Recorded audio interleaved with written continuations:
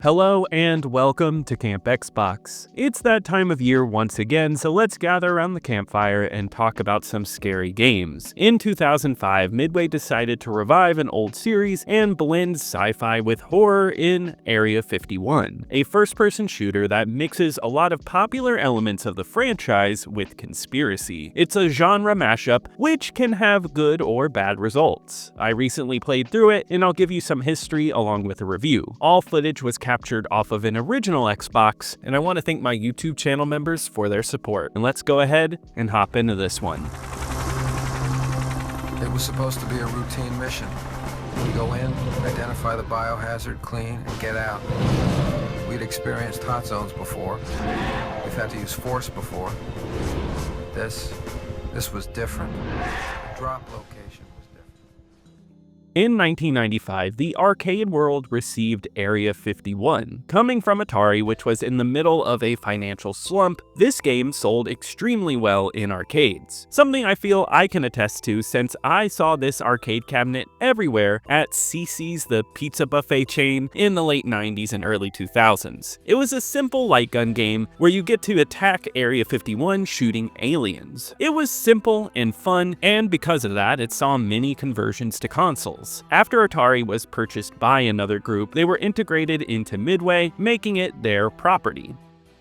It would get a spiritual successor named Maximum Force and a sequel in 1998, yet after that, the series went dormant for a bit. In 2002, Midway would make an announcement that the former light gun game was getting a reinvention and would work closely with the special effects film studio Stan Winston Studios, the team that helped with special effects on movies like Jurassic Park and Aliens. And they already claimed the film rights to the game. It went under the radar for a bit, but by 2003, they went into showing it off, saying that it was a first-person shooter that mixed sci-fi and conspiracy theory. It was also going to get online multiplayer. Originally set for a fall 2004 release, development would keep getting pushed back, and the game would announce more features, such as David Duchovny starring in the game, trying to get that X-Files crowd in on this one. They were still trying to draw in that movie crowd as well, because they were still pushing that this game would spawn a movie franchise, though the movie would not see the light of day before the game, if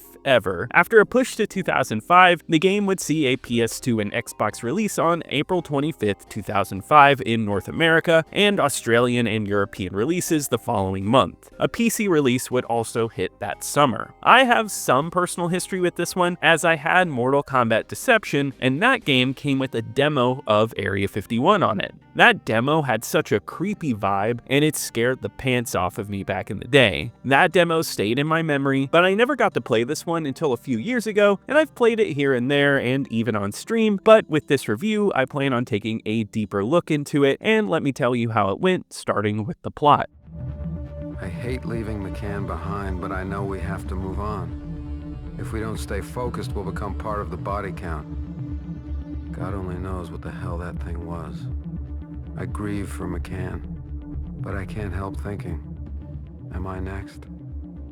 In this game, you play as Cole, who is voiced by David Duchovny. You are called into Area 51 with a group of trained men. A virus has broken out in Area 51, and it's turning people into zombies. You aren't the first team in here, and your goal is to go deep into the underground base, that is Area 51, and save the original people. The plot takes quite a few twists and turns because you actually solve the issue pretty early in the plot, but things fall apart quickly as the cracks of Area 51 show. See, the Illuminati are a huge part of this plot and have worked with the gray aliens that crashed in Roswell many years ago, taking their technology to spy on people and letting the grays study humans. At some point, Cole becomes a mutant and is looking for a cure, which he's tossed between two different worlds and plans on dismantling it all. There's more nuance to it, and that's through the collectibles in the game. The more you collect, the more dialogue and cutscenes you get, exploring the background of the game, which is more than I expected here, and I do think that works. Yet I think it lessens the main plot a little. The plot in this game is only conveyed by a few cutscenes, and though narration shows up between interstitial pictures between levels, there are actually very few levels conveying a plot. Most just have you going from point A to point B, killing enemies, with a little bit of narration. Generally, Duchovny's narration just talks about hating mutants, and it doesn't move the plot forward. Or maybe it's just his lazy narration style that doesn't keep the plot interesting. It would be a different story if the game were action-focused, which on one hand it is, but it does invest a lot in its lore and voice acting, so it is trying something. I feel once we reach the Illuminati portion of the story, the plot loses itself and feels like you're just killing enemies without a lot of explanation. You have to get a lot of that information from the collectibles, which is good for extra content, but not to fully understand the plot. And saying all of this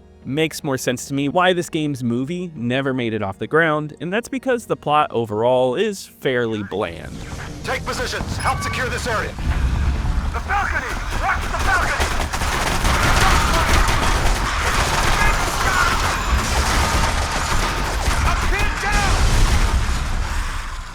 Area 51 is a first-person shooter of the era, and going back to this one, it's like slipping into a warm blanket. As you may know, I enjoy shooters. They're my go-to genre, so this one feels comfortable. Taking on a Halo style where you throw grenades, shoot out enemies, and aim down your sights easily. Aiming is tied to the left trigger, and you shoot with the right trigger. I have zero issues with the controls here, where movement is fast and fluid, and shooting is nice and reactive. The way the game changes it up is through its mutant portions. A few hours into the game, you can swap to a mutant form at any time. This allows you to shoot projectiles, but only for a limited time, as you only have a set number of uses. At first, I thought this was underutilized, but it's surprisingly great. The projectiles, when they hit, will heal you, and it helps in a cinch. Though the projectiles are a bit slow, they're really only good for healing you, and not really for actual combat. This is important because this game gives you a really good challenge. Not overly so, but it has a good balance. There will be sections with aliens where they will send troop after troop at you, and you have to kill them, but they're behind these heavy shields, and they're like bullet sponges. These sections are tough, but satisfying. Otherwise, the game does not throw a bunch of strong enemies at you, except for one boss that is quite easy. I feel the downfall of this game is in its enemy variety, which is almost none. You get either mutants who charge at you, or soldiers with guns, and sometimes gray aliens. All of them have basic AI and feel like cannon fodder. Easy to mow down and move on to the next. It's taken to the extreme in these wave-based sections where enemies flow at you for way longer than they need to. It's in these moments that you realize just how monotonous this game can be, killing the same enemies over and over, changing it up seldomly, and the whole experience feels like much of the same thing constantly. That's why the second half of this game drags, and as a fan of just shooting enemies in games, I had to ask, why would this stop being enjoyable? And I believe it's a mix of monotonous enemies and boring level design. The level setup here is uninteresting for the most part, and consists of a few rooms where you kill some enemies. Sometimes they'll throw a bit of platforming in there, which when it does that, it's fun, but for the most part, you just do some shootouts, get behind cover, and move on. The levels are short and don't offer a ton of variety. Never did I, after playing this, recall a certain specific level I really loved or a section that did something really cool. Mix in the lack of weapon variety, and there's not much going on here. You have a normal pistol, an assault rifle, shotgun, and a few basic alien guns, and altogether you have a very basic sci-fi shooter package. Though I am being a bit negative here, I do think this game has a polish that does keep it engaging till the end. The shooting feels good, and when you get through a particularly tough spot, it is satisfying. It's an up and down motion of great moments and tired ones that make this game fine. It's fun for the most part, and you can beat it in 5 to 6 hours, which is a perfect length for a game. It's not so long that the repeated nature of everything becomes annoying, but it is noticeable, meaning the gameplay is entertaining in the end, but it is flawed.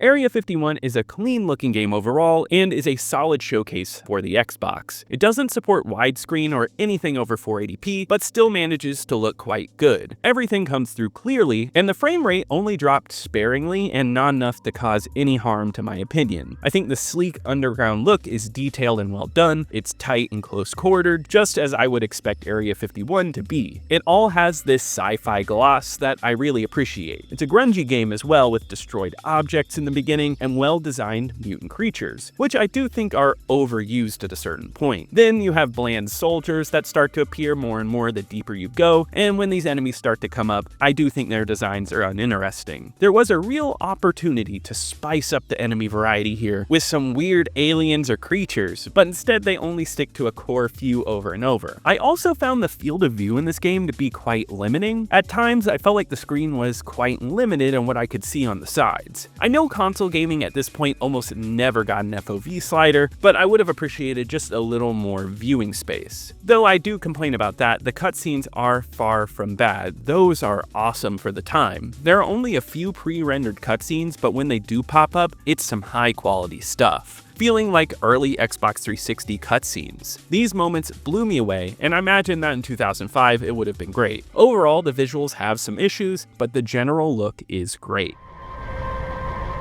Apollo 15. Houston, standing by.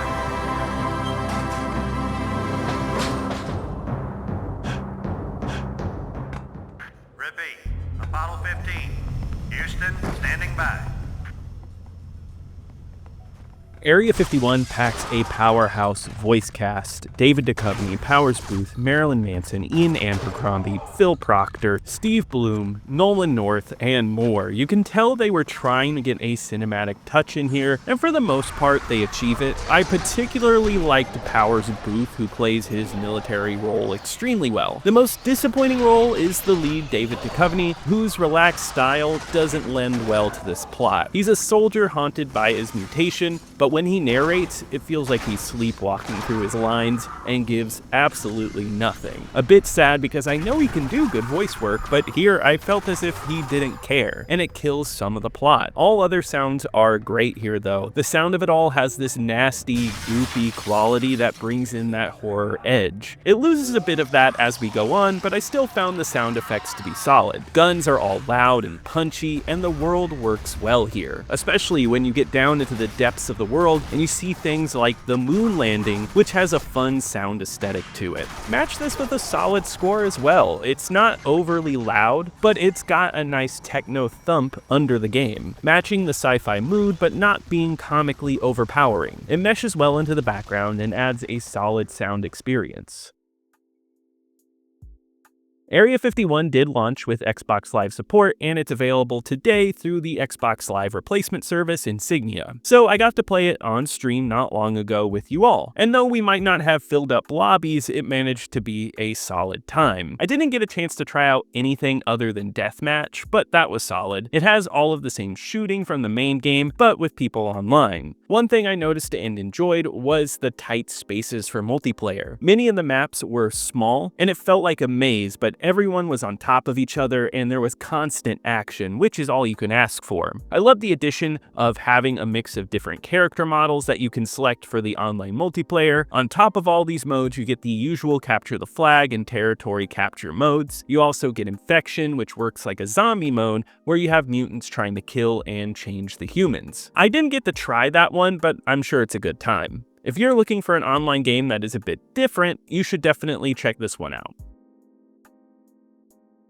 Since Area 51 did make it onto the PS2, I did get a chance to try out the PS2 version. The differences between the Xbox and PS2 versions are more technical than anything else. The biggest content difference is going to be that the Xbox version supports 4-player split screen, whereas the PS2 version only supports 2-player split screen. Otherwise, the Xbox version all around looks and runs better. For one, the load times on the Xbox are much better. Starting the game and loading new levels went much smoother than it did on the PS2. On top of that, the PS2 version isn't as sharp and the frame rate isn't as consistent, though I'll be fair and say the PS2 version is still a great looking game for the console. It's really sleek and looks solid on there. I just felt like elements like lighting were much stronger on the Xbox, and if I were to recommend a version, it would be the Xbox version. This game also got a PC release, and the original release I've seen was a buggy mess, but it is considered abandonware now, and you can actually play it for free from itch.io. It has a new HD texture upgrade, widescreen support, and feels solid on mouse and keyboard. I got to play some of it on PC, and it looks sharp and plays well. It also supports online if you're interested in that. This is the easiest, cheapest, and best looking way to play the game nowadays, so if you're looking for a non-console experience, this is a great way to play it as well. Area 51 is a simple shooter from the outset. It asks you to kill mobs of enemies, and there isn't much variety. Something that isn't perfect, yet it still manages to be fun. I do wish there was a bit more in terms of weapons, gameplay variety, and maybe a lead that cared a bit more. Yet fundamentally, it all works well. The shooting and movement are all solid, and for a short game, it can pack a punch from time to time. It makes for a game I'm overall positive on, but it sits amongst a bunch of games that are solid but flawed. It's one I can recommend if you need a shooter that's simple, dumb entertainment, and you'll definitely get that out of this one. On my original Xbox ranking list, where I rank every game that I review, which I've reviewed 125 games now, Area 51 enters in at number 80. It's better than Marvel Nemesis because I remember that game feeling buggier, or at least it had less polish than Area 51, and then Burnout is the better game here in terms of replay value. It'd be a far better time to pop into Burnout again than it would be Area 51. Area 51 came out to mixed reviews according to Metacritic, receiving a 72 total. IGN gave it a 7.5, saying that it was a solid shooter for any enthusiast of the genre, but said it had bizarre shortcomings. Game Informer gave it an 8.5 in both their main and second opinion review, saying that the controls were excellent, the setting and sound were all great, and the multiplayer added tons of replayability. Official Xbox Magazine was not quite as nice, giving it a 6.8 score. They said the game had a mid-90s design, and they hated the sound and David Duchovny, though they did think the game looked amazing on the Xbox. The game is estimated to have sold well enough, selling 290,000 copies on the Xbox and 450,000 copies on the PS2, according to VG charts. It seemed to do well, and I imagine many like me played the demo on the Mortal Kombat Deception disc and got a kick out of it. The movie tie-in planned for it ended up not going anywhere, with comic book writer Grant Morrison announcing he was writing a script in 2007, and then it's been dormant ever since. The game, though, would get a sequel in 2007 for the 360 and PS3. I say sequel, but it's kind of its own thing and is unrelated to this one. And that game has a whole messed up history with cuts and releasing an unplay-tested game, which we will cover when I review that one eventually. Though that would be the last time we would see anything from this franchise. Now, I see some love for this game in my comments section, with people calling it a hidden gem. Some might think it's okay, but there's definitely nostalgia here for this one. On Backlogged, it holds a pretty average 3 out of 5, though I found that the written reviews were a bit more negative or middling. Though I know this game has its fans, and let me know if you've ever played this one before. I would love to hear from you. Also, leave a like, as it really helps me out in the algorithm, and subscribe to keep up with more retro Xbox content, and check out my second channel, Camp Extras, for more gaming content. And I want to give a huge shout out to my YouTube channel members. Thank you so much for your support. You really help out the channel, and I'll see you here next time at Camp Xbox.